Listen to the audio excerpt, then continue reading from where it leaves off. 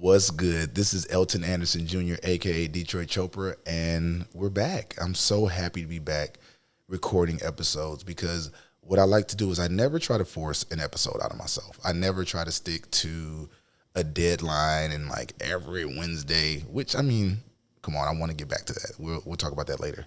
But I wanted to I like my episodes to flow. I like my episodes to just hit me. And I think that when they just come out of me and when they're just moments where I'm just at like perfect alignment, then I just feel like the episodes are better. And that's the only energy that I want to give to you all. So I think today we got some pretty good energy. And if you're watching this on YouTube and watching the video of it, you'll see that I'm in a new a new situation, a new setup. If you're watching this, if you're just listening to this, I would say watch this on YouTube as well because I'm trying to set up my little vibe. I'm trying to figure out what my vibe is. So I got my plants, I got my green couch, I got my artist candle that I got at the Tupac exhibit out here in Los Angeles. If you're in Los Angeles, please check it out. I got my incense and my sage burning. And I just realized I woke up this morning. I realized I'm like, Elton, you're just a spiritual person. And I don't say that because a lot of times spirituality is worn like a costume. Like people be wearing spirituality like it's overalls or Dolce & Gabbana dress or something like that. Like they just wear their spirituality and they're like, I am one with the sun and everything is a chakra and everything is head wraps and dreadlocks and cocoa butter. And that's not me. I'm not going to give you that. I'm going to give you a short set. I'm going to be out here. Oh, yeah, I'm also shirtless if you're watching this on YouTube. I mean, if you're listening to this. But I'm just going to give you who I truly am. And when I woke up this morning, I woke up to some, I listen to these spirituality videos and people talking about manifestation. And I'm either listening to like frequencies or megahertz or whatever. And I woke up this morning and I said, Elton, this is just who you are. Like you are just somebody who does not operate in regular life. I'm going to give you over the next episodes and things like that. I'll give you some more insight into how that I think and how I see the world, but it's not normal. It is actually, sometimes I'm like, am I insane or is this just who I am? So we'll get to that in a minute because I just live in a dream world at all times. But I want to get to like the crux of this episode because the crux of this episode, the title of this episode is Find Your Vehicle. And I want to get to why I'm talking about finding your vehicle in a second. But I know I have not been here in forever. So I'm like, okay, what do I tell them? How do I catch them up? But I'm like, Elton, just chill. Just relax. Just let it flow. The people that want to listen will listen. The people that missed you will be happy to hear you again. So that's what I'm going to do. I had to just calm myself down. So I wanted to call this episode or this download, like that's what I like to say. I like to say I download things and I let them out. I wanted to call this episode Find Your Vehicle because that's what I've been doing. If you noticed, I have not made an episode in 6 months. And I've just been on this continuous journey for the last 3 years of just finding myself, just figuring out what my vehicle is. If you know me prior to 2019, you will know that I did a lot of things. I was primarily a photographer, but I also started hosting a travel show. I was in a commercial actor. And so I started to get put in front of the camera. And if you know me, if you really, really know me, this is not for everybody, but if you really, really know me, I am an introvert. I can be alone for months at a time, and I've done it before. Like I can be alone and be completely fine. And I don't need the energy of other people. That's how introversion works. I don't need other people's energy at all.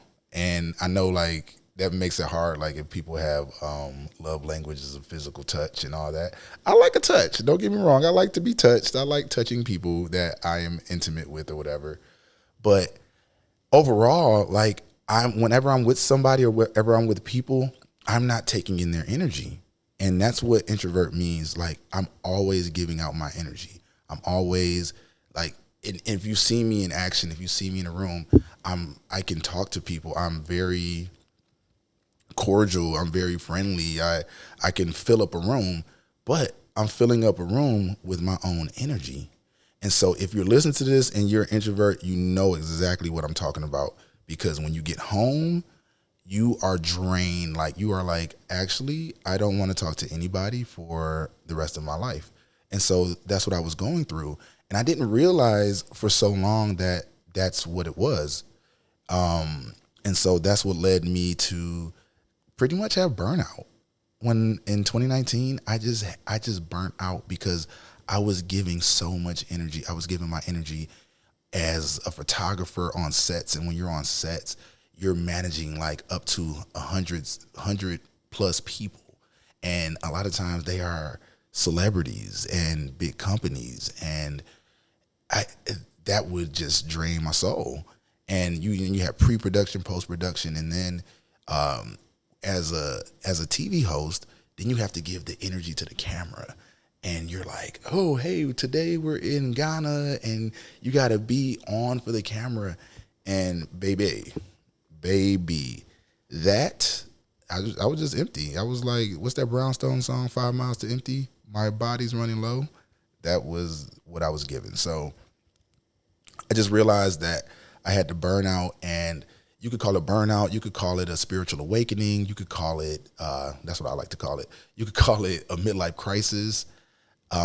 But nonetheless, I needed to take time to refill my cup, because I wanted to get back in front of the camera. I wanted to get back to giving to the world, but I needed to do it from my overflow, because, you know, people talk about having an empty cup, and there's nothing worse than when you're trying to give so much from a cup that is not full. When you're trying to give so much from a cup that actually may be full, but it's filled with toxicity, or it's filled with it's impure water, like your filter, your Brita filter don't work no more, and you're just giving out regular old tap city water. And you don't want to do that. You want to give out the purest energy ever, and you actually just want to give out the overflow. So that's where I am right now. This is overflow. I finally feel like I'm in a place where I filled up my cup, and these words that are coming out of me are actually the overflow. And so let's get back to this whole finding your vehicle theory and get to that. So these last 6 months, I realized that I wasn't able to make another episode because I was doing the things. I was into the things. And I mean, that's part of the reason. Don't get me wrong. I don't judge or do anything. I don't look back and regret anything I did or judge anything I've ever done, because those are just things I did. They're not who I am. And so over the last 6 months, I've just been like living. Actually, ever since I've been back in America, I got back to America almost a year ago, last July. Ever since I've been back in America, I've just been living. And so what living looks like to me is a lot of weed, smoked every day, pretty much, like maybe 2 times a day. Shout out to my weed smokers. Some shrooms here and there, some alcohol, and none of these things are bad. Like, we're not judging any of these things. Like, you could be listening to this episode and smoking a blunt. Like, I'm in solidarity with you. But it was just a lot of things that weren't in alignment with where I was. And it was also including a lot of sex, and, this is a 18 and over podcast, but yeah, so I was just doing some things. I was just exploring myself. I was exploring, like, what do I like to do? Like, I was exploring just the real world. And so you got to think about it. When I was living in Bali for that year and a half, I wasn't having sex. I was celibate. I wasn't smoking weed. I wasn't drinking. I was vegan. And so I was in this space where I just felt so clear and clean and just so aligned with who I was. And so when I came back to America, I said, okay, now I want to see what America has to offer. And America is a heavy place. Like the energy here in America is heavy. It just weighs on you like a weighted blanket at all times. And you know, if you look at the media, if you look at social media, if you look out the streets, depending on where you live, you're just going to see a lot of heaviness. You're going to see a lot of pain, a lot of I hate this word. I don't hate this word, but a lot of trauma. And you just see a lot of it's just a lot of things that can weigh on us in ways that we don't even realize. And so we develop anxiety, we develop depression, we develop a lot of fear. And those things, those energies, they can affect us in so many different ways. I have friends who are literally 40 years old or just turned 40 that are having panic attacks. I have friends that are literally 40 years old, because I'm 40 now, that are having strokes. Like, one of my friends had a stroke at 40, like a week and a half after their 40th birthday. And I'm like, yo, this is too much. And so what I was doing was, in essence, numbing myself. I was self-medicating. So a good blunt after a long day is a savior for me. Some sex helps me escape. Some shrooms help me tap into it. When I did a shroom, I felt like I was back in Bali. Like every time I did a shroom, is an instant one-way ticket transportation to Bali. And so I was just going through this phase where I wanted to feel like I felt when I was living in Bali, but I had to escape the reality that I was living here in America. And so that's why I couldn't do an episode. That's why I was just feeling so out of myself and not in touch with who I am. That's why I'm sure all my chakras were just blockety blocked. And that's why I just wasn't in alignment. So how did I get here, and how did I find my vehicle again? And also, how can you find your vehicle? So what I did was I didn't do much. I didn't judge myself. That's the number one thing. Like, don't judge yourself. And I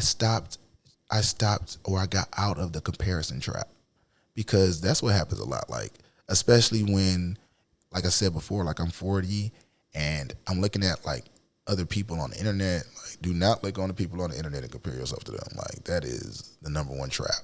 But I'm looking and I'm like, oh my gosh, if I had never left, I would be at my millionaire status, and I would have a house, and I would be in a relationship, and I would be like doing all these things, because I left for 3 years and I just wasn't doing much. I was just living. I was just healing. And I didn't work for 3 years. Like, let's get that straight. And so I started comparing. I'm like, at 40, I said I was going to be this. And at 40, I said I was going to do that. And I was just operating in lack. I wasn't operating in the abundance of who I am. I was operating in lack, comparison, scarcity, and to some extent, like fear, to some extent, like a lot of shame. And I was using everything outside of myself to medicate and to hopefully get me back in alignment. And it's just a never-ending cycle. It's a never-ending pattern of trying to find yourself outside of yourself. Whew. So I had to change it. So it was, I think the breaking point was, I was in a relationship with somebody who I cherish to this day. Like, this person is my best friend. And I realized that I was in a relationship because I felt like I needed one. I felt like I didn't want to be alone. And which is crazy because if I'm an introvert, then why why wouldn't I want to be alone? And I love this dude so much, like literally one of the best human beings on earth. But I was in that relationship for the wrong reasons. So I had to get out. I had to get out. And it's so insane because your body will tell you when it's time to leave. If you start listening to your body, like my body, I would have like stomach issues, and they always say that the stomach is the second brain. If I don't know if you heard that, but your stomach is your second brain. Your gut, the intuition, everything. I like to say that your gut is the universe trying to speak to you, or God trying to speak to you. When you have to make a decision, I don't ever think about making decisions. I do not make decisions using my head. I make decisions literally with my gut. Now, that's actually very scary because it involves a lot of trust. It involves a lot of surrender, but it's the only way I can operate because I just can't put it any other way. I'm just like a spiritual person. Spirituality sometimes looks like people trying to dress up and be all into looking like Erykah Badu and doing all this, and that's just not how my spirituality looks. Like my spirituality just looks like me. And so it was me getting back to myself. And so now here I am. Here I am today, and here I am able to speak in front of the camera and speak to this microphone and speak to the idea of finding your vehicle. So I'm about 17 minutes in, I didn't even get to the point. But basically I wanted to talk about how you can find your own vehicle. And this will be something that I'll tap into in future episodes, but I wanted to just kind of get it out because yesterday I talked to 3 of my really good friends, and like just really, really good friends. And one of my friends, they will all remain nameless, but one of my friends is a father. He is a husband, and he is, quite frankly, a TikTok star right now. And he called me because he's like, Elton, I have 500,000 TikTok followers, and and he was like, I get 3 million views on my videos, and he was like, bro, how do I monetize this? Like, how do I turn this into money or a career? Because I'm like 500,000 people watching you and you talking on the TikToks.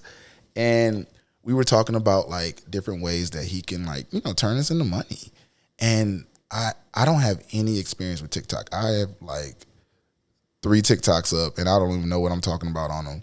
And I was like, okay, so I had to take a step back and try to figure out like, okay, how can I help my buddy? Because clearly he's found a vehicle that works for him. He's found something that is like, bro, it's something there clearly, but you have to figure out how to now turn into money. So that's what we're working on now. We're working on that.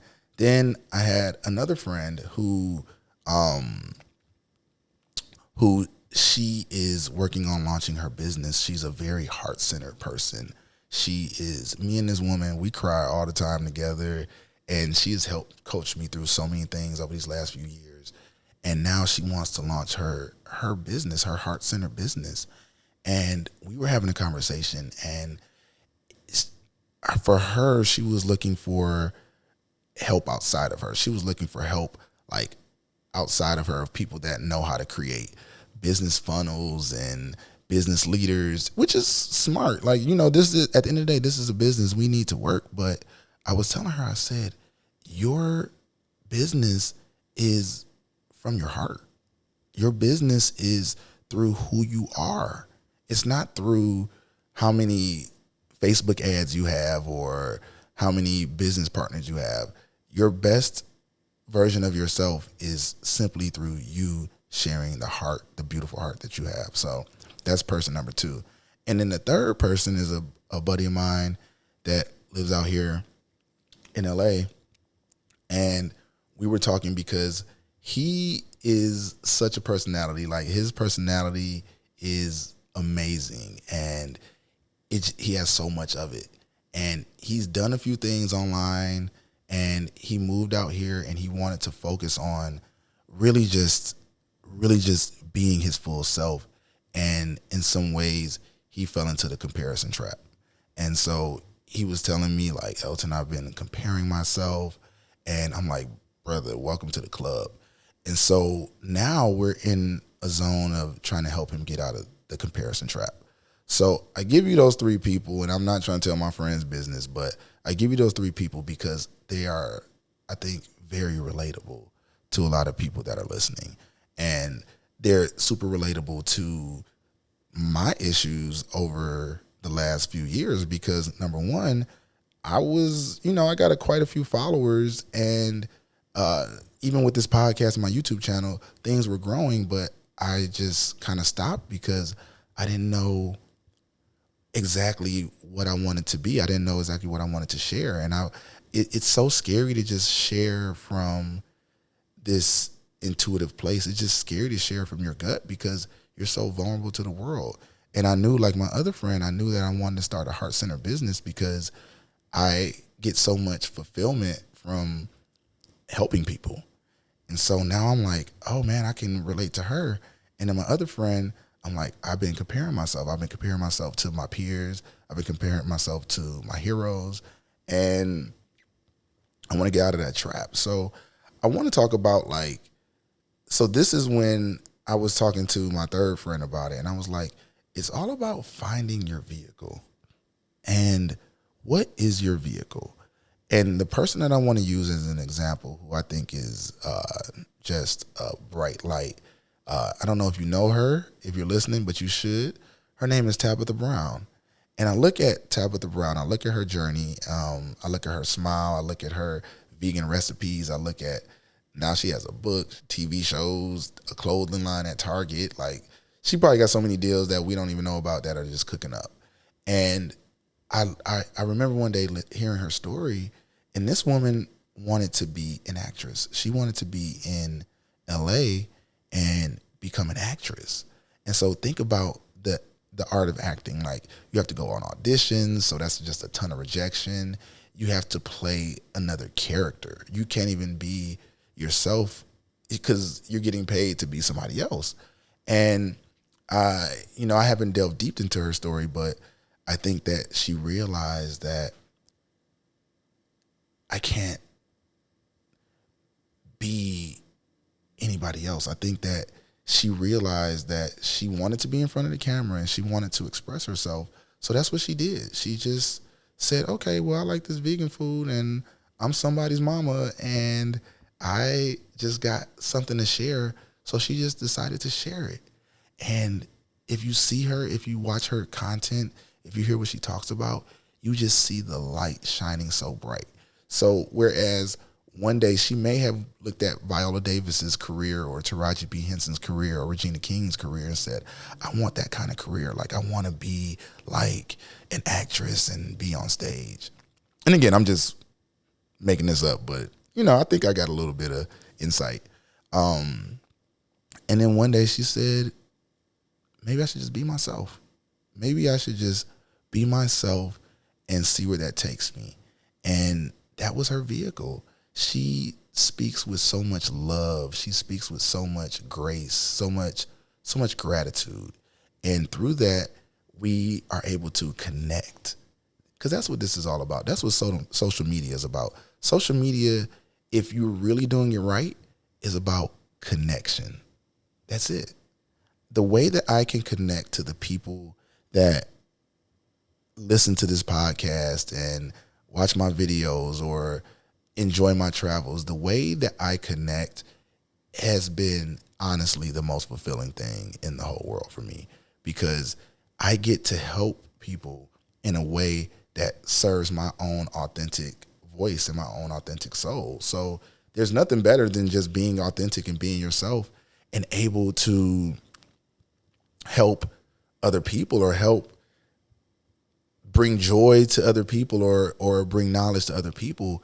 So when you talk about like finding your vehicle and looking for your vehicle, you are the vehicle. that's the thing. Everything that is you is the vehicle. And so for me, I had to realize that. I said, oh, Elton, you're the vehicle. It's not what you do. It's not your titles. It's not even your number of followers. It's who you are. And so as you're looking for your vehicle, you got to think about this whole thing as literally a vehicle. Like, you got to watch the things that you put in, like the fuel that you put in. And so I was putting in fuel that wasn't serving my vehicle. Like, I like to think of myself as a Tesla or something, or at least a G-Wagon or something. And you can't put the low grade fuel into a premium vehicle. So when I was smoking the weed and having all the sex and doing all the shrooms and just not putting the right fuel inside of myself, I wasn't honoring my vehicle. And that's why I could not make any any episodes of anything. And then you also have to think about, if we're using a vehicle analogy, you have to think about the people that are riding with you. And so I might have been surrounding myself. I might have had the wrong passengers in my vehicle. I may have had too many people in my vehicle. And it doesn't mean that these people are bad. It doesn't mean that the people that you want to ride with are bad. But I had to realize that, hey, I'm better as a solo driver. Because I'm an introvert, it's best when I drive alone. I can play the kind of music I like. I can listen to the podcast. I can listen to the audiobooks. When I'm driving my own vehicle, sometimes it's best for you to drive alone. Sometimes it's crucial that you drive alone. And finally, like, when you're driving a vehicle, you have to think about the destination. Like, sometimes I just like to go for a drive, but most of the time, 99% of the time, you have a destination. You have a place that you want to get to. And a lot of times we may use navigation. A lot of times you may know how to get there by memory. But for most of the time, you're using Google Maps. And you have to pick a place that you want to go. And you have to do it authentically. And you have to do it with the right fuel. And you may have to do it all alone. So to anybody that is trying to create something, and I want to stop using the word try, but for people that are called, or you're being called to go to your destination, just think about what you want your vehicle to look like, what you want your vehicle to feel like, and just make sure that your vehicle is authentic to you, because your vehicle is ultimately you. So what are the things that bring you joy? What are the things that spark that gut feeling when you're like, okay, this is where I need to go? What are the things that are making you feel like you are a brand new big body Benz? You can choose the vehicle of your choice. You can choose your dream vehicle. Just remember that the vehicle is always you in the end. And so there it is. I try to keep these episodes a little under 30 minutes, but I just had that on my heart. I had this on my heart, and it's so good to be back talking to you guys again. This topic and this conversation is so expansive that there's going to be so many more parts of this, but I just want to give you guys a little love and just welcome you to the second season officially of the Detroit Chopra podcast. So thank you guys so much for listening. I love you all with all my heart. And remember, all you got to do is choose the destination, and you'll be able to get there in your own way and in your own time. All right, guys. Catch you on the next episode. Love you much.